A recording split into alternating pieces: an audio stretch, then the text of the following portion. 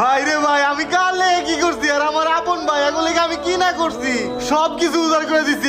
একটা বছর বিদেশে কাজ করছি, কাজ করে দেশে মিনিমাম 50 লাখ টাকা পাঠাইছি, আর হেরা মাত্র 3 লাখ টাকা পাঠাইতে পারে না। আচ্ছা ভাই, আমার বাপ একটা ফোন দিয়ে দেখতো হেরা কি কয়। আচ্ছা দাঁড়া দিতাছি।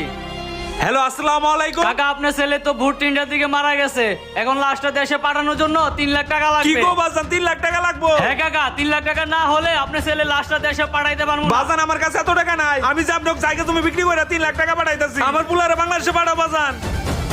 মামা, একমাত্র তোর বাপই তোরে ভালোবাসে, আর কেউ তোরে ভালোবাসে না। শালার কার জন্য আমি কি করলাম, দুইটা বাইরে ছেলের মতো দেখছি, অগলিকে আমি বিয়াও করি না, আমি কোলে পিঠে করে মানুষ করছি। সেই ভাই আমার 3 লাখ টাকা পাঠাইতে পারলো না, তাহলে বাপি আমার আসল ভালোবাসে, সে জমি বিক্রি করে আমার টাকা পর্যন্ত দিতে চাইছে। সত্যি বাবা মা ছাড়া দুনিয়াতে কেউ আপন হয় না।